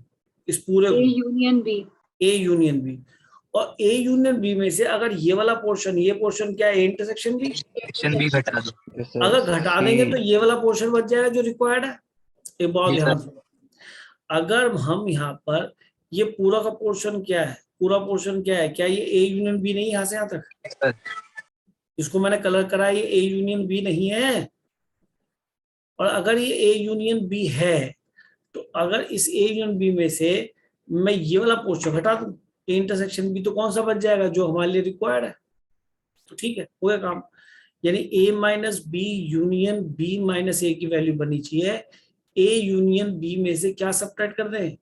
ए इंटरसेक्शन बी को हटा दो, देसी भाषा में हटा दो। कहीं नजर आ रहा है ये ऑप्शन सी। सी? तो option number C is correct. तो ये तो बहुत आसान क्वेश्चन था, अगर आप तरीके से देखते तो क्वेश्चन खत्म ही हो गया होता। तो जिनके नंबर कम आए बहुत ध्यान से इन सॉल्यूशंस को देखें और दोबारा ऐसे करें, तब फायदा है। तो मेरे पढ़ाने का फायदा नहीं है बेटा, सब बेकार हो जाएगा। ठीक है जी, क्वेश्चन में बोलो बोलो। सर इस क्वेश्चन में कंपलसरी है कि जो दोनों सेट का वेन डायग्राम हो इंटरसेक्टिंग ही हो। आप कैसा भी बना के देख ले बेटा, इसमें थोड़ा अंडरस्टैंडिंग अच्छी आ जाती है। आप कोई सा भी वेन डायग्राम बना के देख लें, उससे भी आंसर मेरे बच्चे यही बनेगा। लेकिन उसे एक्सप्लेन करना और समझने में थोड़ी दिक्कत ज्यादा आएगी, ठीक है? क्योंकि उसके अंदर ए इंटरसेक्शन भी नजर नहीं आएगा। अगर आपने दोनों सेट अलग डिसजॉइंट रख दिए तो ए इंटरसेक्शन भी हर बार फाई दिखाई देने लगेगा, ठीक है? ए माइनस बी पूरा पूरा ए के बराबर दिखाई देने लगेगा, बी माइनस ए पूरा पूरा बी के बराबर दिखाई देने लगेगा, ठीक है? तो यस सर। आप अगर समझदारी तो खैर आप दिखाओगे, कोई बात नहीं, पर खुद भी अपने आप सोचते हैं अगर मैं यहाँ पे ए और बी लिख दूं तो a माइनस बी की वैल्यू क्या आएगी बेटा, बोलो? 5। 5। बहुत बढ़िया। वो एलिमेंट जो a में हो मगर b में ना हो, वो कौन सा एलिमेंट है? तभी तो मैं कह रहा था कि आप ऐसे देखो, पर चलो इंटेलिजेंस से काम तो चलेगा ही। बोलो अब दोबारा सोचो कि a के वो एलिमेंट जो a में हो मगर b में ना हो, वो एलिमेंट कहाँ है?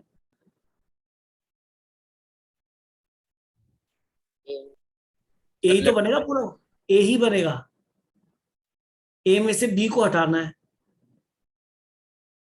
एक्सक्यूज मी सर, हाँ बेटा बोलो। सर मैंने ना वेन डायग्राम की जगह ए और बी की वैल्यू सपोज करके आंसर निकाल दिया था, तब भी सही आया था। तो हाँ तो ठीक है, कर सकते हो, लेकिन ऑब्जेक्टिव में चल जाएगा। सब्जेक्टिव में आपको वहां पे थोड़ा सा वेन डायग्राम बना के दिखाना पड़ेगा, बस और कुछ नहीं। और वो Okay, ये sir. वाला ही बनाए, क्योंकि इससे कंफ्यूजन क्रिएट होती है। मैंने तो तीनों केसेस में आपको पढ़ाया है, ये नहीं आप नहीं कह सकते मैंने नहीं पढ़ाया। मैंने तो हर केस में, मैंने तो ऐसा वेन डायग्राम बना के भी सिखाया था, शायद याद हो तो। लेकिन इससे क्या है, क्लियरिटी जल्दी आने लगती है कि a माइनस बी का मतलब a के वो एलिमेंट जो b में ना हो, तो b को हटाना, तो उसमें b में पहले से 5 है, कुछ भी नहीं आएगा b का कॉमन इसके बीच में, तो a तो बचेगा। ठीक है, तो मेरे हिसाब से आप इस तरीके से लेके चले, कर लेंगे फिर। Yes sir. ठीक है, अब मैं कौन सा क्वेश्चन, कोई क्वेश्चन मैंने लिया था भी या नहीं लिया? चलो ये तो हो गया होगा शायद भाई, 9th। Yes sir. 9th तो ऐसा कोई बच्चा नहीं हो जिसे 9th क्वेश्चन ना कराओ। ऐसा बच्चा तो पृथ्वी पे पैदा ना हुआ जो 9th क्वेश्चन ना कर पाए, है ना? 9th तो बहुत इजी क्वेश्चन था। 9th क्वेश्चन क्या कह रहा है? 9th कह रहा है कि हमें बी और सी का यूनियन, बोलो जी बी और सी का यूनियन क्या बनेगा? बी और सी के सारे एलिमेंट कंबाइन कर, ABCDE बी सी डी और ई भी आएगा और ए भी आएगा, ABCDE A B C D E. अब इसका ए के साथ इंटरसेक्शन है, बताओ इन दोनों में कॉमन क्या मिलेगा? कम वाले से पूछ लो। ए इसमें है, हाँ सर ए इसमें है। बी इसमें है, हाँ सर बी इसमें है। सी इसमें है सर, सी इसमें है। तो ए के साथ इसका इंटरसेक्शन तुम्हारा क्या मिल जाए? केवल ए बी और सी। तो कम वाले से स्टार्ट करना चाहिए जिसमें कम एलिमेंट हो। तो इसका ऑप्शन कौन सा हो गया बेटा? ए। तो ये बहुत इजी क्वेश्चन था। ठीक है जी, अब हम आते हैं नहीं, काफी इजी क्वेश्चन रखे। इसके बाद आया तुम्हारा 10th। 10th क्वेश्चन में क्या नजर आ रहा है? ये बहुत आसान क्वेश्चन है, पेपर आप ले गए थे। अब देखो कहीं पे सेट वेन डायग्राम से बहुत जल्दी ऑब्जर्वेशन आ जाएगी। ये क्या लिखा है? ए। ये क्या लिखा है? बी। बी माइनस ए क्या होगा? वो एलिमेंट जो बी में हो मगर ए में ना हो, वो कौन से बचे? साइड वाले ये इंटरसेक्शन वाले से बचेंगे, ये वाले ना। Yes sir. That is B minus A, जो बी में हो मगर ए में ना हो। बी का वो पोर्शन जो ए में बिल्कुल भी ना हो, दैट इज बी माइनस ए। या बी में से वो एलिमेंट हटा दो जो ए में भी है, हटा दिए, और इसका ए के साथ इंटरसेक्शन लेना है। अब बताओ ए कहाँ है आपका? कि सर ए तो हमारा ये है, ए तो पहले से ही घटा दिया इसलिए इंटरसेक्शन हो गई। Very good. ये बहुत भी अच्छी बात है, बहुत ही अच्छी बात है। इन दोनों में कॉमन कुछ भी नहीं आया, ब्लू में और रेड में कॉमन कुछ भी नहीं आया, इसलिए रिजल्ट हो गया 5। तो काफी क्वेश्चन बहुत आसान भी थे। हम टफ की तरफ ही लगे रहेंगे तो हमेशा परेशान रहेंगे, और हर कंपटीशन करने का तरीका यही है कि हम उसमें से आसान क्वेश्चन अपने काम के निकाल लें। अब क्वेश्चन नंबर 12 पे आ गए। अब आपका बस ये खत्म होने वाला है, क्लास में कुछ भी नहीं है।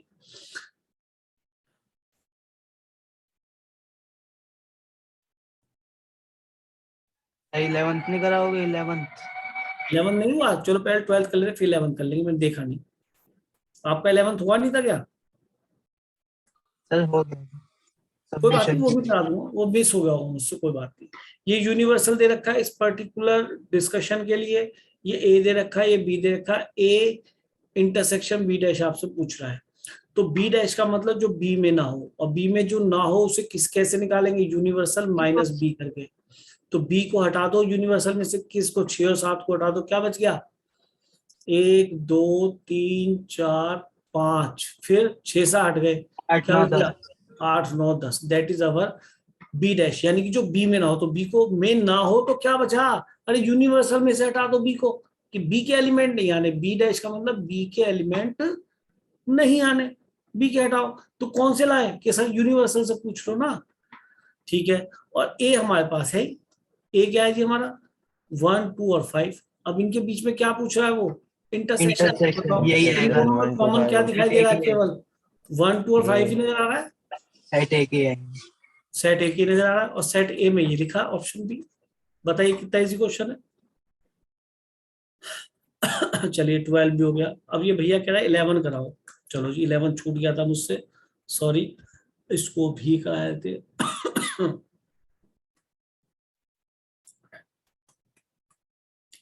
वैसे काफी बच्चों ने 11 क्वेश्चन कर लिया होगा आई थिंक।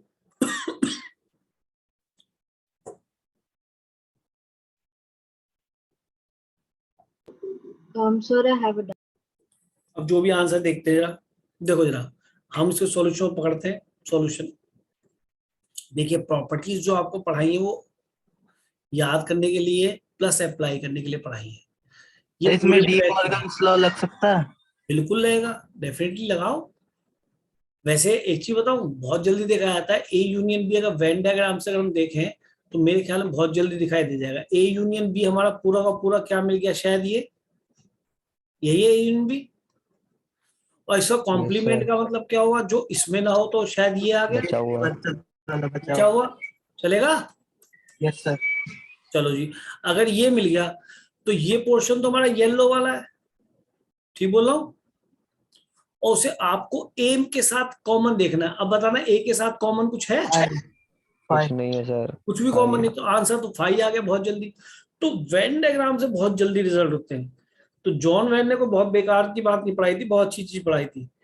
अगर हम इसे उससे करेंगे प्रॉपर्टी से तो इट विल टेक टाइम। पर चलो, और मेथड 2 देख लेते हैं। ये हमारा मेथड 1 हो गया विद द हेल्प ऑफ क्या, वेन डायग्राम। अब हम किस पे आए, A intersection A union B का होल कॉम्प्लीमेंट। इतने वाले पोर्शन में मैंने क्या लगा दिया, डी मॉर्गन्स लॉ। तो ए पे डैश आएगा, बी पे डैश आएगा, और इसकी दुनिया क्या है, पलट देंगे, दुनिया पलट दी, कोई दिक्कत नहीं। अब आ गया है, और ये तो एसोसिएटिव है, याद रखना। जब दोनों ऑपरेशन एक ही टाइप के हो तो एसोसिएटिव होता है।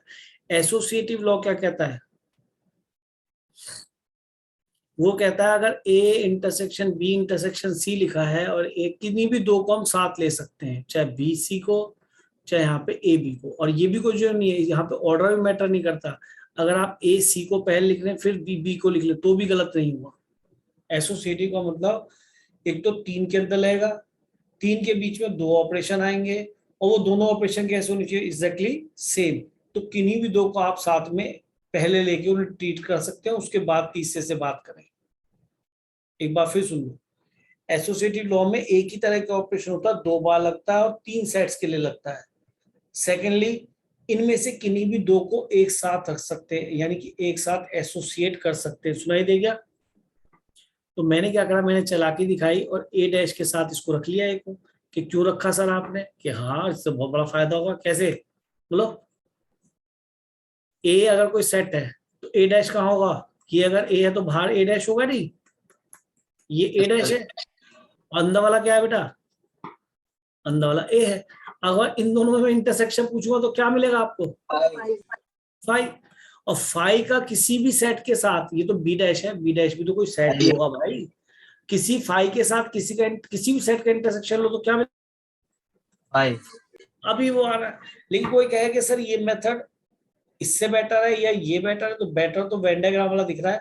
लेकिन वेन डायग्राम वाले में एक बार को आपको वेन डायग्राम बना के दिखाना पड़ेगा, और इसमें प्रॉपर्टी में यहाँ लिखना पड़ेगा कि यहाँ तो हमने डी मॉर्गन्स लॉ लगाया, डी मॉर्गन्स लॉ अप्लाई किया, और यहाँ पे हमने क्या लगाया, एसोसिएटिव लॉ। तो ये प्रॉपर्टीज पता होनी चाहिए, अप्लाई करनी आनी चाहिए। आज मैंने कोशिश की है कि आपको लगभग प्रॉपर्टीज का एप्लीकेशन सिखाऊं। क्लियर हो गया यहाँ तक, चलूं आगे। दोनों मेथड से करा दिए बेटा क्वेश्चन। आगे देखिए, ये क्वेश्चन कौन सा हो गया हमारा, 11 भी हो गया, 12 भी हो गया, 13 पे आया बेटा। 13 14 बताए थे, दोनों बता देंगे। दोनों को हम एक साथ बता सकते हैं, कुछ भी नहीं है दोनों क्वेश्चंस में। देखिए एक ही पैटर्न वाले क्वेश्चन ना, दोनों 13 14 दोनों इजी है।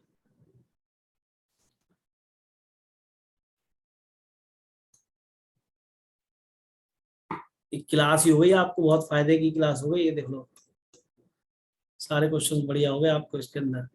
यहाँ एन ऑफ ए का मतलब है, अगर एन ऑफ ए इस तरह से डिफाइन है तो डेफिनेशन को बहुत ध्यान से देखो, तो एन ऑफ 5 क्या मिलेगा, तो जहां पे ए लिखा है वहां पे 5 रख दीजिए, तो ये 5n है, multiple of 5, n natural number है, तो n को मैंने यहाँ रखा 1, तो ये मिल गया 5, 2 रखा तो मिल गया 10, 3 रखा तो मिल गया 15, 4 रखा तो मिल गया 20 and so on, that is n5, यानी मल्टीपल ऑफ 5, वो भी पॉजिटिव वाले, क्योंकि n नेचुरल नंबर है। अब सिमिलरली n7 क्या मिलेगा बेटा, साफ दिख रहा है, n7 में यहाँ क्या दिखाएगा, एक की जगह 7 आ जाएगा, 7n मिल गया, such that n belongs to n। तो डेफिनेशन को, रूल को देखो ना, अब n को 1 रख के देखो तो 7, 2 रखो तो 14, 3 रखो तो 21, 4 रखो तो 28, फिर क्या आएगा 35, फिर क्या आएगा, समझ गए, डॉट डॉट डॉट, दोनों ही इनफाइनाइट सेट है, ये n7 आ गया, तो n5 भी है, n7 भी है, और आपसे क्या पूछा, इन दोनों का इंटरसेक्शन, n5 और n7 में जो इंटरसेक्शन मिलेगा, तो सबसे पहला क्या मिलेगा दोनों में कॉमन, जो 7 का भी मल्टीपल हो, 5 का भी मल्टीपल हो, पहला मल्टीपल क्या मिलेगा, 35 नहीं मिलेगा, बोलो, यस सर 20 के बाद 25 आएगा, 25 के बाद कितना आएगा, फिर 30, 30 के बाद कितना आएगा, 35, 35 के बाद कितना है, 40, 40 के बाद 45, 45 के बाद ऐसे आते रहेंगे, तो 35 मल्टीपल ऑफ 35 होंगे, तो 35 का मल्टीपल तो फिर 70 आएगा शायद, क्योंकि 70 इसमें भी आएगा क्योंकि वो 5 का मल्टीपल है, और 70 इसमें भी आएगा, वो 7 का मल्टीपल भी। क्लियर हुई बात। तो अगर ये ऐसा सेट है तो क्या मैं इसे n35 लिख सकता, n35 का मतलब 35 n where n belongs to natural number, ये मैंने इसका सेट बिल्डर फॉर्म लिख दिया, ये मैंने इसका रोस्टर फॉर्म लिख दिया। क्लियर हुआ, तो n35 हो गया। सिमिलरली ये क्वेश्चन, सिमिलरली है बेटा, कुछ पूछ रहे हो, देखने में डिफिकल्ट लग रहा था बहुत। हाँ देखने में ही है, इसका जो डेफिनेशन कर रखी है दूसरे में बड़ी डिफिकल्टी बना रखी है। एन कहाँ से आ गया? या और देखो यहाँ पे भी दुष्टता दिखाई है, यहाँ पे n ऑफ a लिखा नीचे और यहाँ पे n a पूरा लिख दिया, an, समझ गए। तो अगर n को यहाँ पे 3 रखेंगे तो 3n, और 3n का मतलब क्या होगा 3x, और x क्या है नेचुरल नंबर, तो ये मल्टीपल ऑफ 3 ना हो गए, x को नेचुरल नंबर रखोगे, 1 रखोगे, फिर 2 रखोगे, फिर 3 रखोगे, तो मल्टीपल ऑफ 3 है।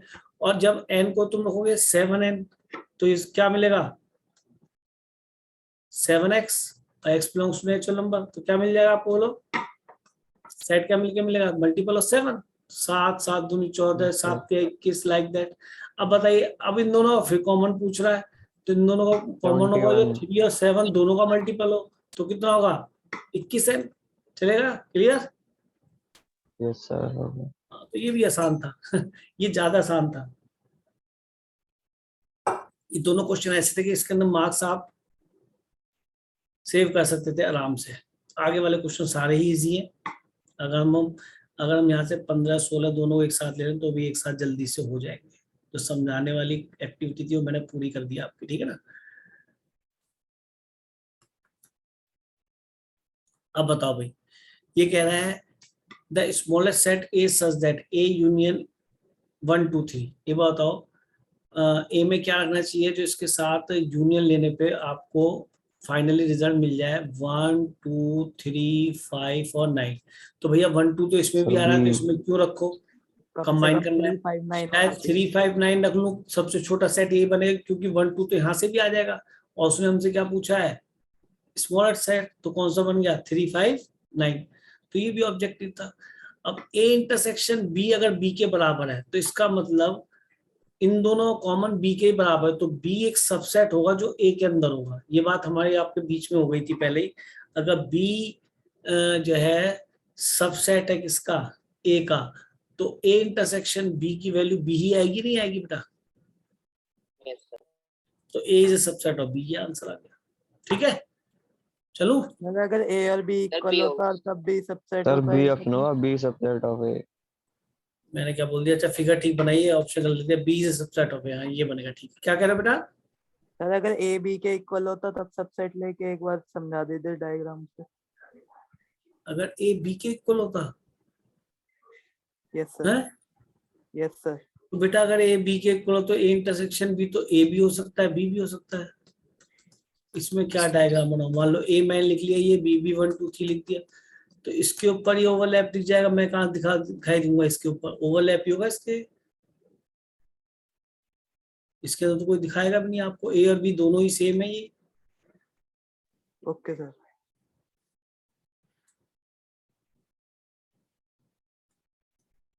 चलिए अब कौन सा क्वेश्चन आया, ये हो गया बेटा 15-16 हो गए ना, 17-18 भी देख लें, 17-18 खत्म करते हैं, फिर आपकी क्लास ओवर, फिर आप आराम से लंच करें,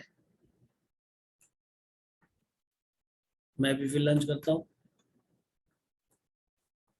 हाँ जी बोलो, ये तो बहुत इजी क्वेश्चन है। क्या कह रहा है, A and B two sets such that A union B और इंटरसेक्शन बी दोनों बराबर है। एक चीज बताओ, ए यूनियन बी और ए इंटरसेक्शन बी कब बराबर हो सकते हैं? सोचो, जब ए इक्वल टू बी हो, वैसे ही बराबर हो। जब ए और बी बराबर हो। वो ये कह रहा है कि ए और बी में जो कॉमन है वो भी सेम है, और जो ए यूनियन बी बनता है वो भी सेम है। तो ऐसा तभी हो सकता है, जैसे यहाँ पे 1 2 3 लिया मैंने, यहाँ बी लिया 1 2 केवल, तो बताओ ए इंटरसेक्शन बी कितना मिला, कि सर 1 2 मिला। अब आप कह रहे हो ए यूनियन बी भी आपका 1 2 3, कि सर ये दोनों बराबर कब आ पाएंगे, कि सर ए इंटरसेक्शन बी में 3 और लाओ, इसकी कमी है। तो जैसे ही आपने यहाँ 3 पूरा किया तो ए और बी कैसे हो गए बराबर? इंटरसेक्शन और यूनियन दोनों का एक ही आएगा। हाँ हाँ हाँ, तभी ए और बी बराबर ही होंगे बेटा, तभी आ पाएगा ना। और ये भी आप सही बोल रहे, तो मेरे हिसाब से सीधा सीधा आंसर ये। और लिखा है let A and B two sets, तो अगर ए और बी दो सेट हैं तो A union B A intersection B का सबसेट हो, जरूरी नहीं यूनियन तो बड़ा होता है। ए इंटरसेक्शन बी हमेशा सबसेट होगा। सोचो ए इंटरसेक्शन बी कौन सा पोर्शन होगा बेटा, ये वाला, और ए यूनियन बी कौन सा पोर्शन होगा कि सर ये वाला पूरा। तो वो तो इसके अंदर ही आ जाएगा, इसके पेट में नहीं आ जाएगा intersection B. A intersection B हमेशा सबसेट होगा किसका, ए यूनियन बी का। तो मेरे ख्याल में यही हमने आंसर बताया था आपको। तो लो बेटा, आपके सारे क्वेश्चंस मैंने एक्सप्लेन कर दिए और शायद आपकी समझ में आ गए होंगे या नहीं बेटा? आ गए क्लियर है? क्लास ओवर कर दें बेटा। सर 18 का सी नहीं हो सकता ऑप्शन? 18 का C, A intersection B is equal A हमेशा नहीं यूनियन होगा। बी है, A intersection B is equal to A union B. अरे बेटा ए इंटरसेक्शन बी और ए यूनियन बी कैसे बराबर हो जाएगा? इंटरसेक्शन तो वो होता है जो इन दोनों में कॉमन होता है, तो ऐसा हमेशा ट्रू नहीं होगा। ठीक है ना? कहाँ दिखाई दे रहा है आपको? ए इंटरसेक्शन भी तो यहाँ है, अभी दिखाया था। ए इज इक्वल टू बी वाले में ही ट्रू होगा। केवल ए इक्वल टू बी वाले में होगा यहाँ तो। ठीक है, ओके सर। ओके बेटा, चलो क्लास ओवर करते हैं। नमस्ते बेटा, थैंक यू सर। खुश रहो बेटा, खुश रहो।